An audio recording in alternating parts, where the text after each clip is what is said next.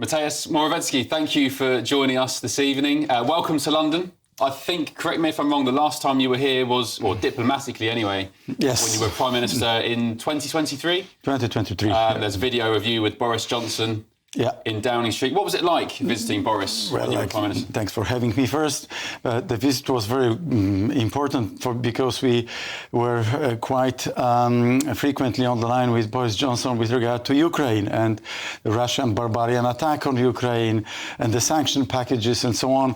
Of course, this was already after Brexit, so the sanction packages agreed on the European Council level did not automatically apply to the United Kingdom, so we had to agree the details very often, and I'm very pleased with the stance of the United Kingdom government back then. Yeah, that is something that Boris Johnson has earned plaudits from, being one of the first to arm Ukraine and so on. We'll talk about Ukraine and NATO and Donald Trump shortly. First of all, though, Boris Johnson, what was he like, do you think, as a leader? Because he has a reputation around the world of being a good leader, a very popular leader, not least in Ukraine. But here, he does get some criticism for presiding over an immigration policy that allowed more than 1 million people since 2021 to come to the UK. And we disagreed on this, let me be very blunt, because we were of the view that all sovereign states have to be first in control of their borders. And this is why when President Putin and President Lukashenko tried to push people through the Belarusian-Polish border, instrumentalizing people from the Middle East, we said it cannot be, the case, and we have built a physical barrier 5.5 meters tall, and it stopped basically 99% of all the pushes, all the attempts were stopped. And I know that the policy of Boris Johnson and the government was a little bit different, so we differed on this in this aspect. And also the impact of illegal migration on the real economy, on social security system, on security on streets, and how safe people are. Like I can only say to all the Brits and all the people in the United Kingdom, come to Poland. Poland is one of the safest countries in the world. It is, and it's funny you say that, because I know people who are now actively moving to Poland because of your border policy. You don't advocate, well, at least Donald Tusk may be differing from your premiership. He's much softer than I was. Yeah. Like I can give you an example. Olaf Scholz and his police, they are making some pushbacks from Germany to Poland.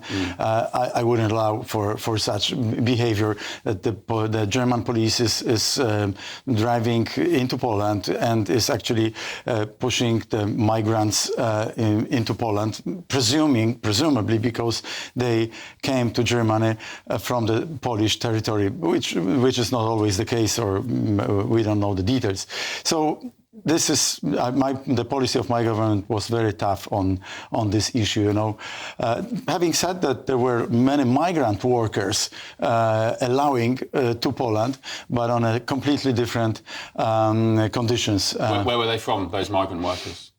From Ukraine, from Belarus, from those cultural circles which were very close to Poland, but also some from Philippines. Yeah, that's an interesting point, because in the UK, we have essentially, since Brexit, we have said goodbye to the hard-working Poles, your countrymen, the Eastern Europeans, the Latvians. Well, 500,000 Poles came back to Poland when I was Prime Minister, so that's one of my major achievements, I have to tell you. Yeah. Well, look, so they went home for a reason, and what's happened in the UK is, under the likes of Boris Johnson, I'll mention him again because he was a proponent for a lot of this, we have people from all around the world, many third world countries, illegal migration as well, lots of people coming from predominantly Islamic countries as well. What's the difference then between Eastern European migrants and migrants from the rest of the world? Why don't they, in your mind, assimilate or convene like Eastern Europeans? Well, first of all, if there are migrants in such big numbers as they are here into the UK or in other countries, my first decision would be to assimilate them, to have as a strong and effective policy of assimilation as possible, and not allowing ghettos like which I saw around the German cities or around the French cities, ghettos of illegal migrants where police has no access to. This is beyond my imagination, because it shouldn't be like in a sovereign state. And my second point is that within the European Union, I was not agreeing on the migration pact. I actually rejected the migration pact in 2018, and then till the end of my government, we were not agreeing with the migration pact. And right now, a week after the new government started in December 2023, the migration pact was adopted by the European Commission and the European Union, which means that there will be more and more of those illegal migrants coming, probably also into Poland. Can I call you Mateusz? Is that okay? Yes. Mateusz, let's try and get to the source of this. I don't know if you... Yeah. What is this illegal migration surge about? Because you said at CPAC, you said the European Union was operating an open doors policy for illegal migration. Some people blame it on climate change, or wars, of course, play a part. But do you think there is a wider or a bigger agenda behind this flood of illegal migration into Europe? Yes, I think that some, in particular, liberal and left-wing governments, they take it as a kind of instrument of changing nations, changing societies, and this is happening in France, in particular in Germany. I know Germany quite well. But why do they want to change the identity of nations? Because they associate it with the right-wing parties in particular, and with the statehood and the focus on nation, on culture, on tradition. These are the bastions of the right-wing parties. So they probably want to destroy those bastions. That's one of one of the reasons. And who do you think is behind it? You mean they have this ideology. I mean the left-wing parties. They are established parties. Lots of media, NGOs, and they are quite powerful. I see this in Poland. Even if most of the society, most of our public opinion is against it, the liberal and leftist media have still again and again this attempt to push the migration pact and to push illegal migration into Poland. Because we're at a stage now, in the UK especially, where if you raise concerns about wanting to protect, for example, in the UK, the southern border, where we have small boat arrivals, we have dinghies from France. I know, yeah. If you, on the left side of the argument, if you criticise that or raise concern about that, somehow that's considered racist, or we should be told that we need to open our arms to these people who are in need. Do you believe lots of these people coming, let's talk about the UK, coming to the UK are genuine refugees, asylum seekers, or are they economic migrants? What's your take? No, most of them, in my opinion, I'm not expert on this topic, but most of them are a kind of economic migrants from different African countries and Asian countries in particular. And this is, defending your own tradition and your own border. It's not at all racist. I wouldn't, agree with such an accusation at all. The opposite is the case. The country cannot defend its own nation if it is not able to defend its own borders at the same time. And what I saw here in the United Kingdom in last July and August was actually something very difficult to explain to my friends in Poland. What did you say? Well, the punishment against all those people who were actively demonstrating against brutal crimes is an upside down world. In the riots, the summer riots. In the summer riots, because in the normal circumstances, what should have happened was it should be, an enormous focus of all the police and secret service and so on the groups and gangs which are attacking normal people.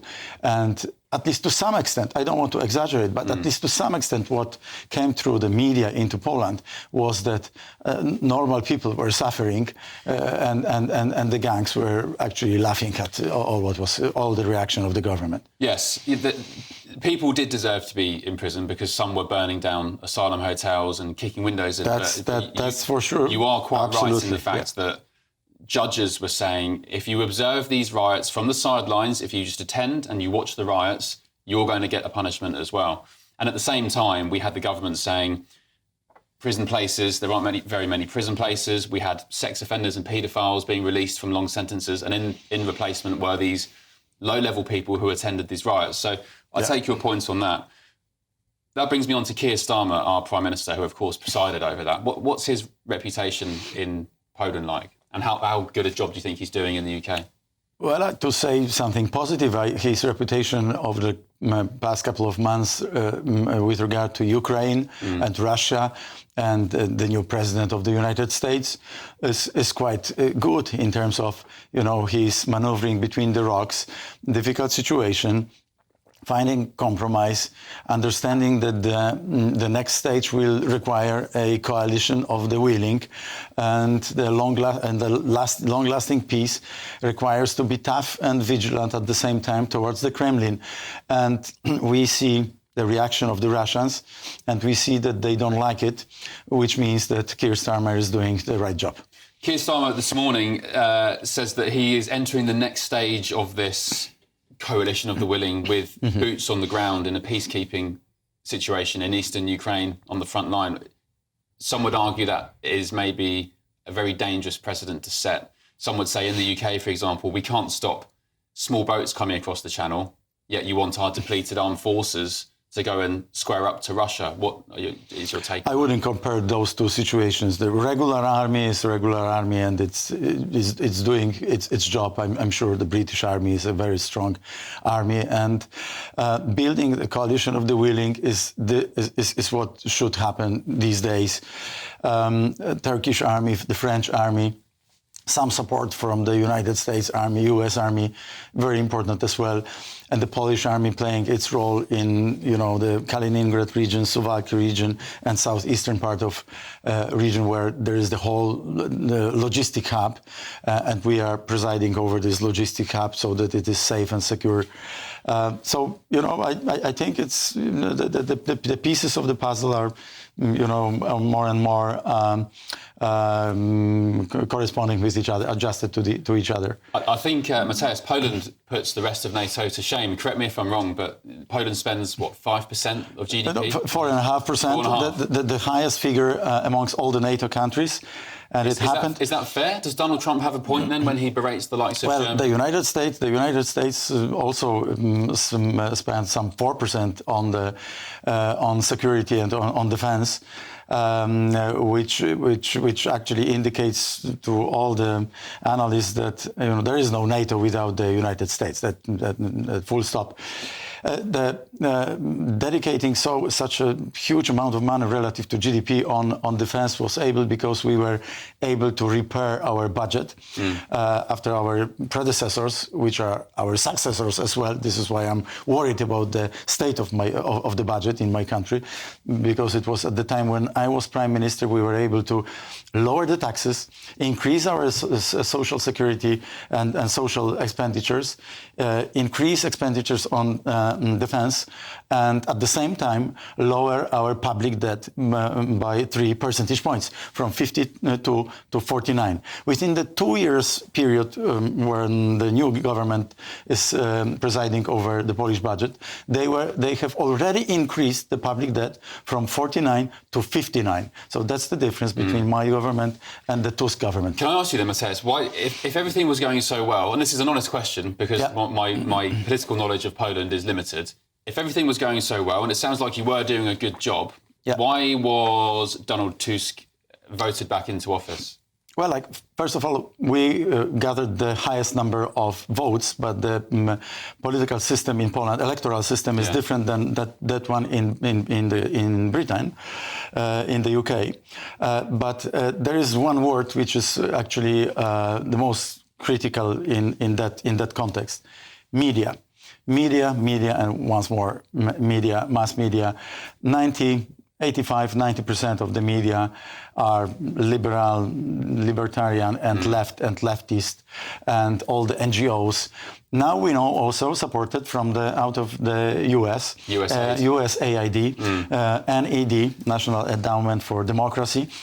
So, and quite recently, we also learned that there were Russian money behind the emotional campaign, they called it 8 Stars campaign, very nasty words spreaded by Russia. So you can imagine from the European Commission they blocked the funds flowing to Poland, from the USA, the Biden administration, USAID, and from Russia. Too many enemies at the same time. Yeah, all causes. A war, if you want, a war without, and bullets war being and fired. inflation. Yeah, sure. So do you fear for your country then, for Poland? If Donald Tusk is back, he's a lot more liberal on borders, he's spending more. Do you fear that Poland will end up the same way perhaps as other European countries? I'm quite upbeat that we are gonna be back sooner rather than later.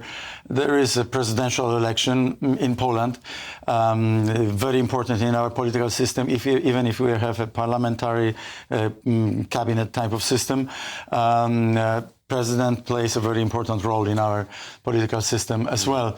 Our candidate is doing very well actually, and I believe that he'll win in the May, and the second round is actually on the 1st of June this year. Did you know there were Brits immigrating to Poland? I have many friends from the United Kingdom immigrating to Poland. I know many of them. Why do you think that is? Actually, well, I was visiting London many times when I was president of the bank and having here roadshows, and many of them working in the city of London and so on, they see, first of all, new opportunities, the land of plenty, fantastic economic development, the fastest in the European Union apart from Malta and Cyprus, which are the tax heavens, basically.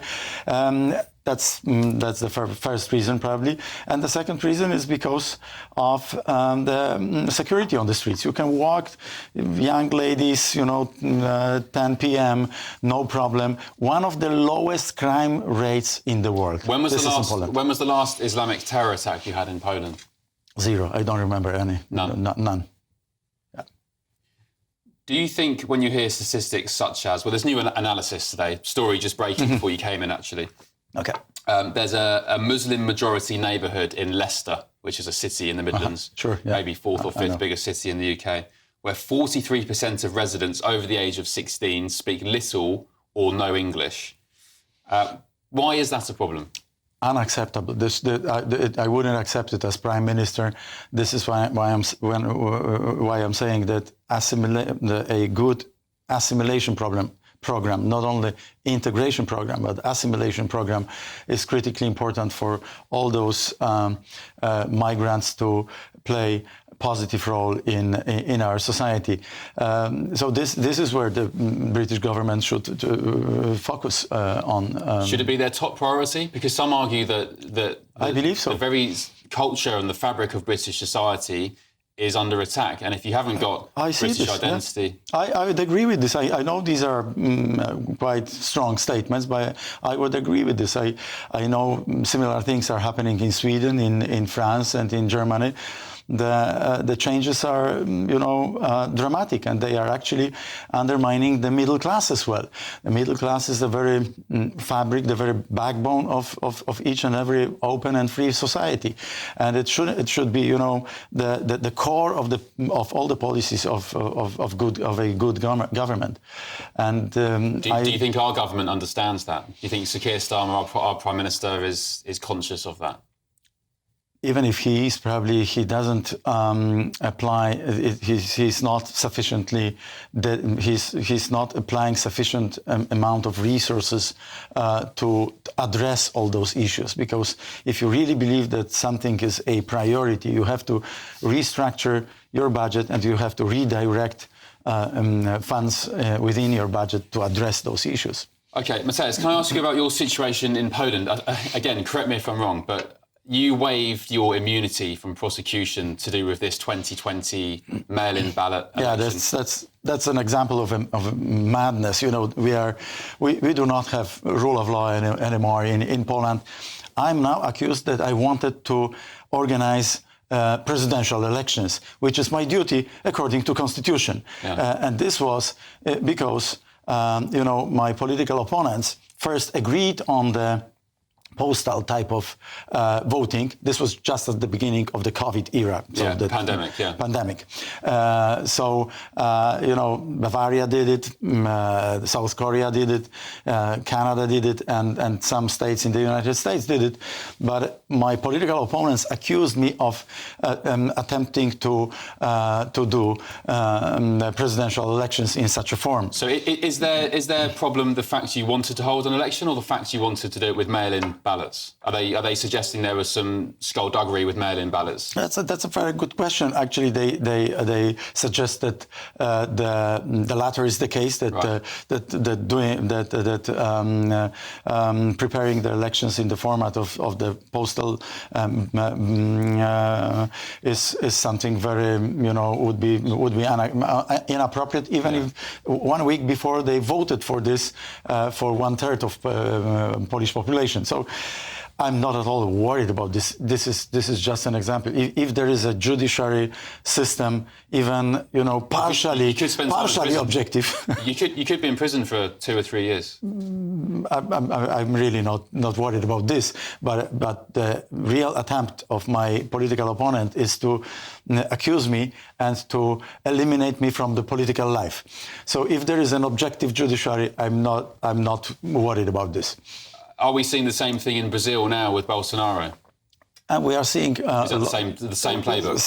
Similar case, and also it's not only me. There are my colleagues from my political camp being attacked as well. Immunity are being taken away from them, and they are accused of crazy stuff. Final question, because I know you are very pushed for time. J.D. Vance, the US Vice President, has said that Europe is risking civilisational suicide. And Germany in particular is killing itself by letting in millions of illegal migrants from countries that are totally culturally incompatible. Is he right? Yes, he's right. I would agree with this. Is it too late to turn the tide? I believe it's never too late. Maybe the European Union is doing too little too late right now, but I still believe that there is going to be this wake-up call, and most of nations of the European Union will wake up from the geopolitical slumber on the one hand, and from this civilization maze, which they cannot really, detect the way out of this jungle. Yeah. I believe that, more and more people understand it, and Vox Populi, Vox Dei. People will be pushing the governments to change their approach. That's my hope. Do you agree that the United States and Donald Trump is leading the way on this? They're 2 or 3 years ahead? Clearly. Yeah. When I see the policy of President Trump the last 2 months and first 2 months, they are serious about defending our Western civilization. So you're hopeful? I'm hopeful. You're hopeful for the future of civilization, Western Absolutely. civilization? And I'm even optimist, even if with all the flaws and failures and mistakes. I do believe that people in the Western civilization will eventually look around and see that we have to defend our civilization, Christian civilization. That's the most important task ahead of us. Mateusz, Morawiecki, thank you very much. Appreciate your time. Thanks for having me.